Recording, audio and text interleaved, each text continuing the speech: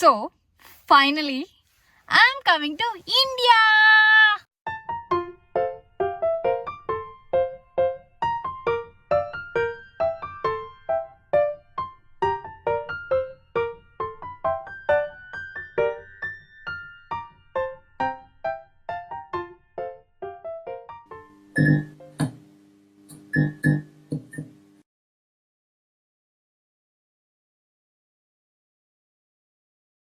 India రానికే పైసలు set అయిపోయినాయి.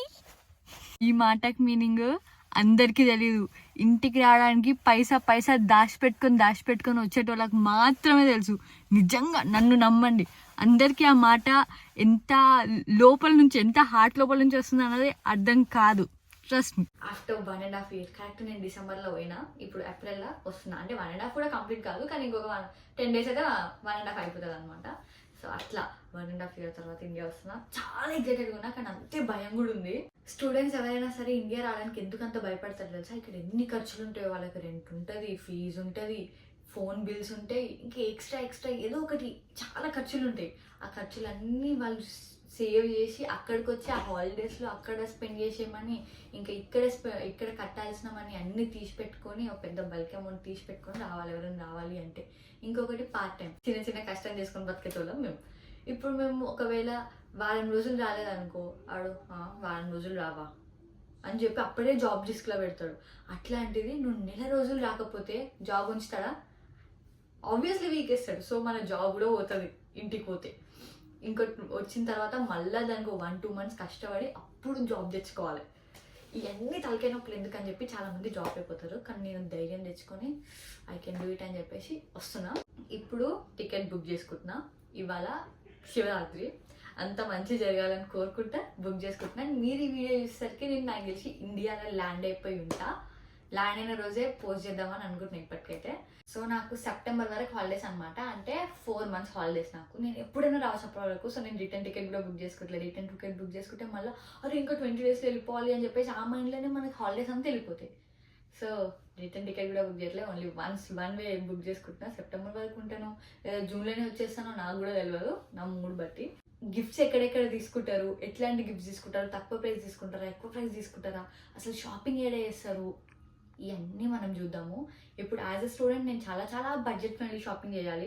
ఎంత బడ్జెట్ ఫ్రెండ్లీ అంటే నేను $1 $2 ఉన్నా కూడా ఆశ్చర్యపోవద్దు, అట్లుంటుంది నా బడ్జెట్. సో ఫస్ట్ నేను బడ్జెట్ వేసుకొని ఆ బడ్జెట్ ప్రకారం ఒక లిస్ట్ రాసుకొని ఆ లిస్ట్లో ఎవరెవరికి ఏమేమి తీసుకోవాలని చూసుకొని అన్నీ చేస్తాను అనమాట. అవన్నీ మీకు క్లియర్గా చూపిస్తా. సో అన్నిటికన్నా ఇంపార్టెంట్ ఇక్కడ ఏంటంటే, ఇవి ఎవరికి తెలియదు, నా రూమ్మేట్ ఒక్కదానికి తప్ప ఇంకెవరికి తెలియదు. అది పంజాబ్ది, దానికి ఏం అర్థం కాదు నేను మాట్లాడుతుంది, ఏదో ఇట్లా పట్టుకొని వీడియో తీయంటే తీస్తుంది అంతే. సో ఎవరికి తెలియదు. అక్కడ ఒక అన్న ఉంటాడు, చింటన్న, నా వీడియోస్లో ఆల్రెడీ పాపులర్ అనమాట. అన్నకు మాత్రమే చెప్తా, ఇంకా చెప్పలేదు అన్న కూడా. టికెట్ బుక్ చేసుకున్నాక చెప్తా. చూద్దాం మా చాకో కానీ రియాక్షన్ ఎట్లుంటుందో, మా అమ్మ రియాక్షన్ ఉంటుందో, మా డాడీ అయితే ఏడుసాడు అనుకుంటున్నాను నేను.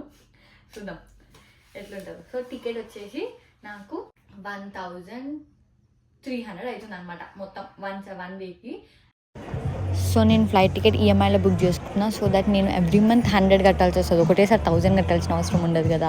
సో నాకు కొంచెం ఈజీగా ఉంటుంది అని చెప్పేసి నేను ఈఎంఐలో తీసుకుంటున్నా. నేను ఎవ్రీ మంత్ $123 కట్టాలన్నమాట. ఫైనలీ టికెట్ బుక్ అయిపోయింది. ఇప్పుడు నాకు భయం అవుతుంది, ఎగ్జైట్మెంట్ రావట్లేదు. ఇంకా నేను ఇండియా వెళ్తున్నా ఫీలింగ్ నాకు లేదు, బట్ భయం అవుతుంది. I don't know why. So next వచ్చేసి సర్ప్రైజ్ బ్లాగ్ పడుతుంది. ఆబ్వియస్లీ ఇంట్లో ఎవరికి తెలియదు, ఓన్లీ చింటనకు మాత్రమే తెలుసు. నేను ఎట్లా మేనేజ్ చేస్తాను అన్నది సీరియస్లీ నాకు కూడా తెలియదు. మా అమ్మకి కొన్ని అబద్ధాలు చెప్పి ఈ 2 days మా అమ్మతో కాల్స్ మాట్లాడకుండా మేనేజ్ చేయడానికి ట్రై చేస్తున్నా. అది అంత ఈజీ కాదు, ముఖ్యంగా ఒక గర్ల్కి అసలుకే ఈజీ కాదు.